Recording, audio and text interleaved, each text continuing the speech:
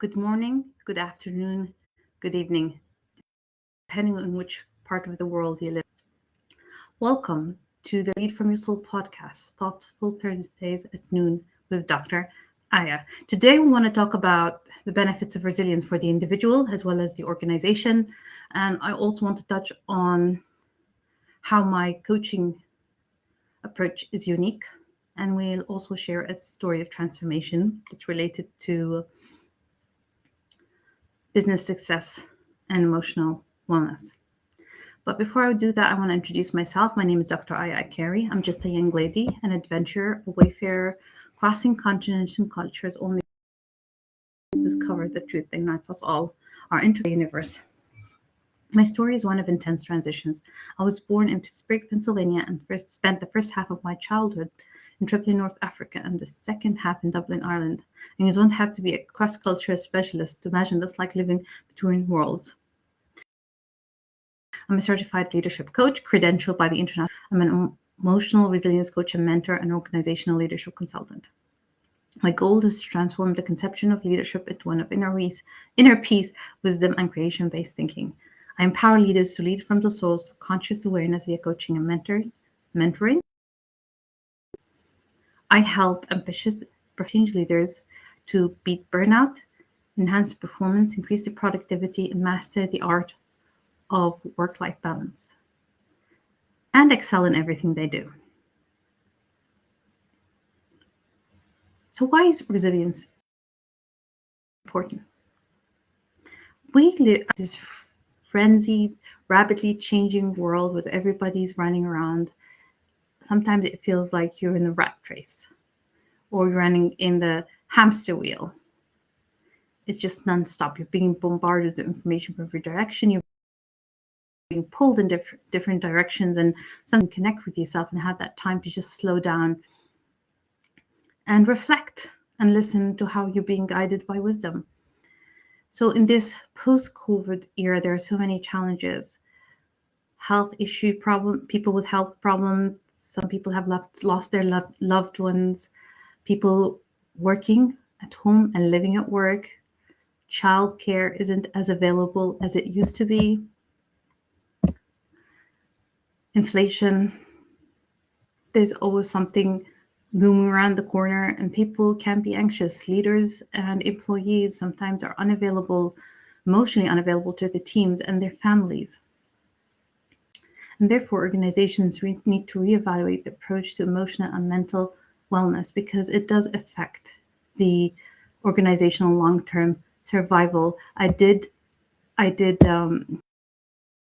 mention that this whole idea of which measures the organization's employee emotional and mental well-being, and that's a key metric for assessing the organization's long-term survival. So what are the benefits of resilience for the individual?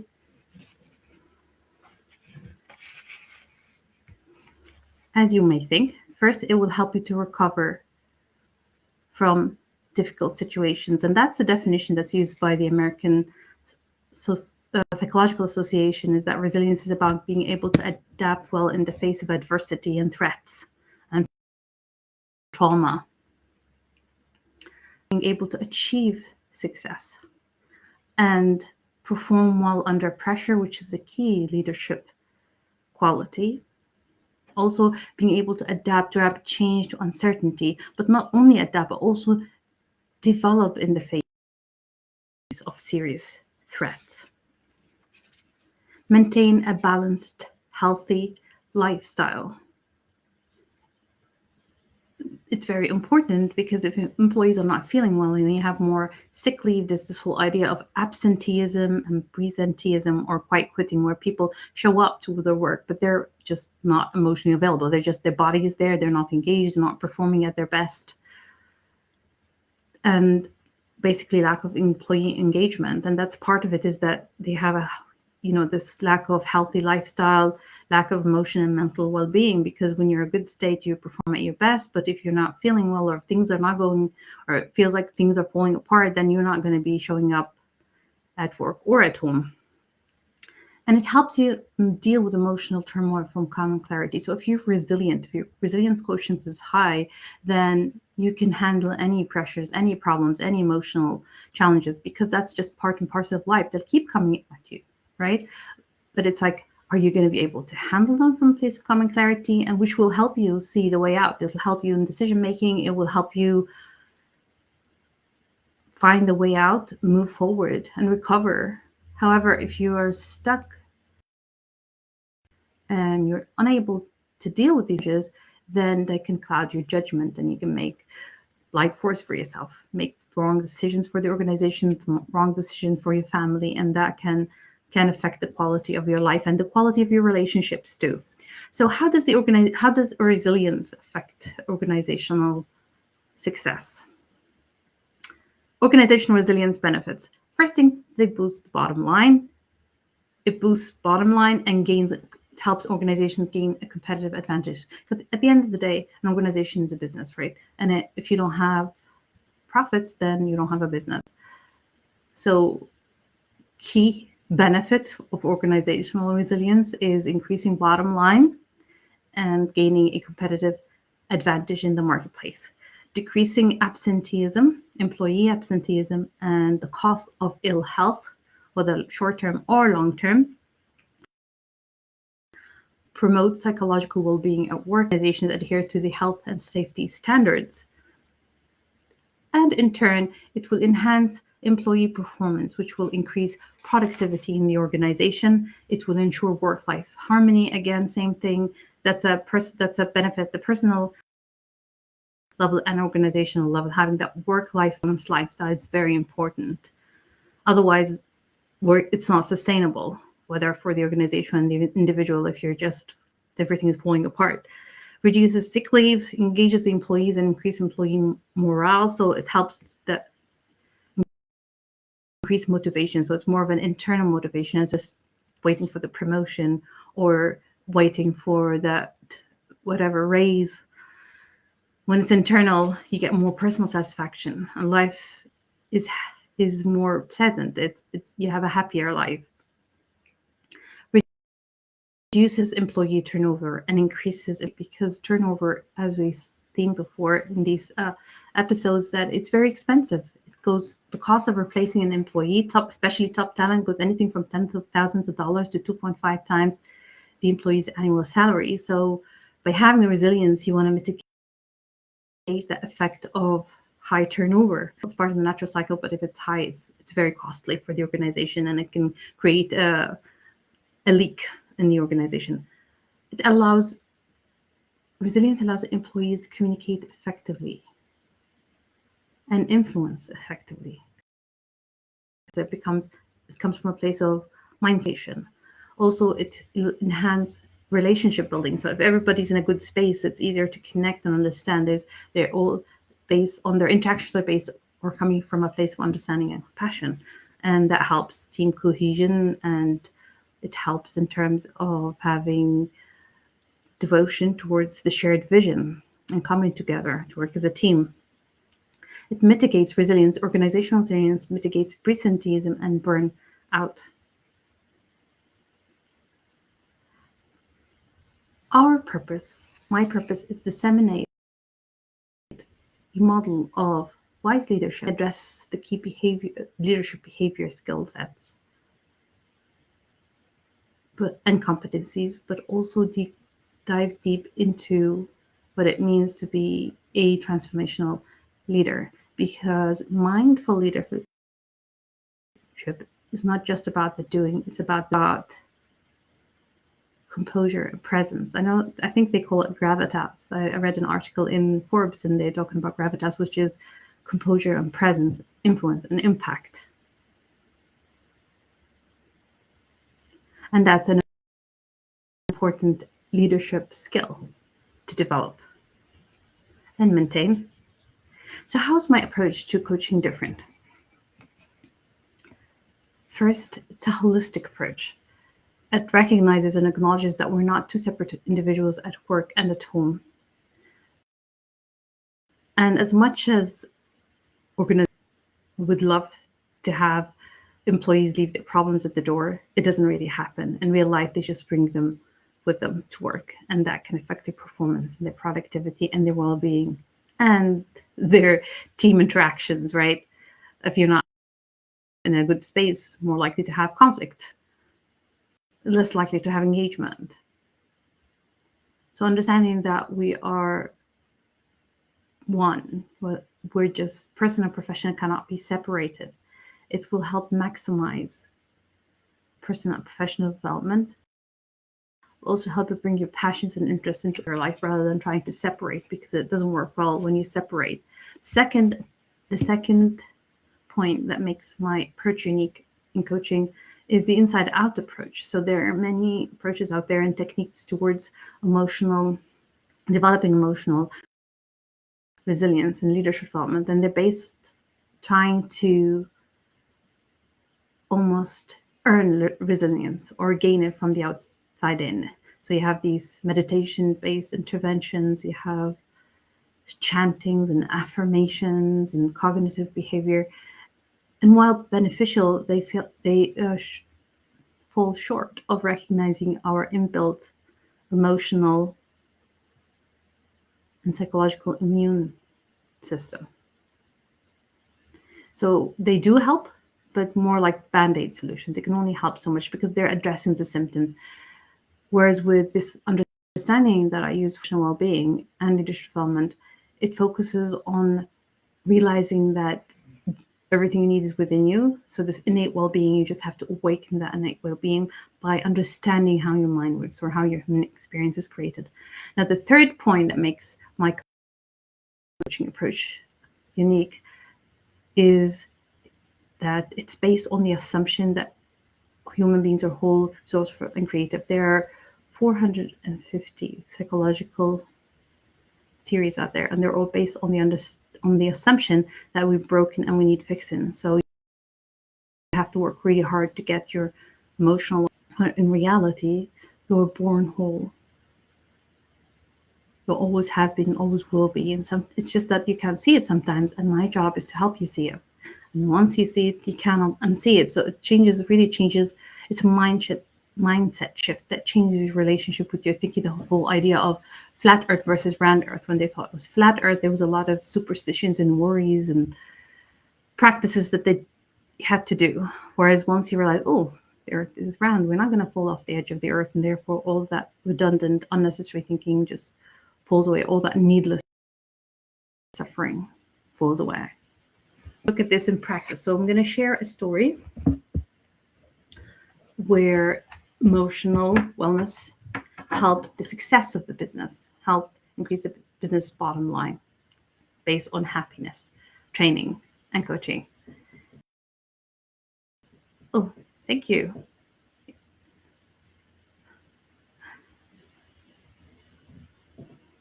Your approach is interesting. Yeah, appreciate that. And I would love to hear your questions. If you have any questions, just put them in the chat while I go through the story. So this is a story about a company that was reasonably successful. However, it's being able to service their loan, and the company in a way was kind of falling apart. So the lenders were thinking of taking over the company. So there was, the atmosphere was very tense. Everybody was kind of anxious, and there's a lot of panic going on and trying to work really hard, extra hard, long nights and days, but it wasn't really working.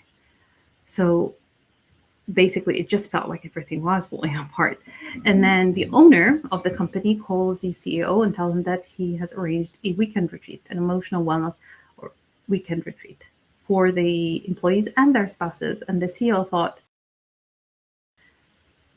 this is not the right time. But then he still complied with the requests from the owner. So they did go there, this small town retreat with their family and spouses. And when they got there, they were very suspicious because they were like unguarded. They were like, oh, what is this about? Are they trying to end it off in a diplomatic way? Or is this going to be a confrontation about what went wrong and what we did wrong? So they just started. However, it was, to their surprise, it was very different from what they expected. So the consultant did not confront them. He did not challenge their current practices or policy actually acknowledged that they're a competent group. He focused on trying to cultivate a healthy state of mind so they can act from a place of calm and clarity. And by the end of the weekend, it was a vacation like place away from the pressure cookers of the workplace, intensity of the workplace, and everybody felt a and more relaxed. And when it was time to leave, the consultant mentioned to the CEO that I want to meet up with you. And the CEO says, I don't have time. I have a company to save. And that sounds like a lot of people. They are suffering, they have problems, they know they have a problem, but they're like, I don't have the time to fix the problem. The key point here is, what is the cost of being stuck? The CBS. What's the cost of being stuck? Because people think that being stuck does not have any consequences. It does. It has financial costs, it has emotional costs, it has relationship costs, well-being costs, health costs, everything, because we're made up of body, mind, spirit. And if you try to ignore your problems, they can only get worse, right? A stitch in time saves nine. So when the CEO said to the consultant, he doesn't have time, he said, well, it sounds like you have a choice, because you're trying to turn around this company. You can do it in two ways: in a healthy, coming from a place of understanding, or you can do it in a way that will cause the employees to hate you. And that was a shock, because obviously the CEO was not aware of what he was doing. And the consultant mentioned his observation. He said that right now you are acting in a controlling and abusive way. You're managing style. You are micromanaging your employees and you're intimidating them, which is not helping. So the CEO decides, okay, let's just make an appointment and meet up. And when they do meet up and they have the coaching session, then the epiphany comes. The CEO's level of self-awareness increases, and he's able to see how he's creating his own reality, how he's sabotaging his own success. Not alone was he intimidating his employees, he was even intimidating his wife and children. So it was an attitude, like a type A personality, that everybody used to commend about being the CEO position. It was sabotaging the success of the company because it was causing a breakdown in the communication, and also causing a lot of stress in the working environment. Because if you have an unhealthy working environment, it's really hard to keep things together. It's really hard to lead your company's success. So this realization really changed things for the CEO and the company. So over the next couple of years, the employees learn to operate from a place of follow their intuition. So they're able to have a creative approach towards problems, rather than just sticking to the rules, just trying to think outside of the box. The CEO admits that before the wellness coaching, the atmosphere was hostile, it was reactive and defensive. But after that, there was more trust, there was more internal motivation. People are less defensive, they're less likely to fear making mistakes, they're more likely to open up. And there is this creative flow of ideas and creative exchange, which helps them find solutions to the challenges that their company is facing. And also, there's more trust and respect the team members, which helps with team cohesion. And as a result, the leadership does not have to micromanage the employees anymore, because they know that they're well able and competent to do what they need to do. So the leadership can focus on most important matters, which is studying the market and making sure the company has a competitive edge in the marketplace. And even at the leadership level, the CEO explains that before the meetings used to take 8 hours, and sometimes it could never really get to any point or a proper strategic plan. But now it takes 2 hours, and it's more mindful. It's a profound level of discussion. People are opening up, and then there's so much insight flowing, so much fresh ideas. And then what comes down, okay, so everybody's happier. How's that affecting the bottom line? And the answer is, it doubled the bottom line. According to the CEO, twice we have been able to earn twice the income for an equal amount of overhead. So happiness and success. It's not happiness or success, which is the equation for many people. So when our levels, we're able to see solutions to the problems. Because when your level of understanding is down here, like when you're at the bottom in a valley, right? It's hard to see around you. You can only see so much. But if you're at top of a hill or top of a tower, there's just so much possibility, and the issues that look, or the problems that look like unchangeable and fixed now, and more options start to appear. So there's happiness, but also there is success. And most businesses manage the management style they use is more of controlling, external motivation, fear, lack of trust between employees, but with a healthy, positive, more reflection, insight, creativity, and calm. And therefore, you have more internal motivation within the employees, good decision making, more respect, more trust, mutual trust, and an open communication. So they are, when you act from common clarity, you're able to make good decisions, and you are able to come up with creative solutions. Most leaders nowadays are leading from a crisis mode. So they're not really leading, they're more like reacting. So by the time they fix one, put out one fire, fix one problem, another one. However, with this wellness understanding, the CEO was able to anticipate problems and solutions before they happen. So he was ahead of the game. And that's what leading is about. So the success was in two ways. It was in terms of financial success, but in terms of happiness for the organization and its individual. So happiness lowers overhead and increases productivity. I hope you enjoyed today's session. I'd love to hear your feedback and your takeaways. And again, this is Dr. Aya Carey, certified leadership coach, emotional resilience coach, and mentor, and organizational leadership specialist. Please like, comment, share, and if you're on YouTube, please subscribe to hear more. And you can download my free goal setting workbook and guidebook from my website, www.drayacarey.com. You go to the resources page and you can download them for free. The coming book, Lead From Your Soul, the 4 world views of inspiring leaders.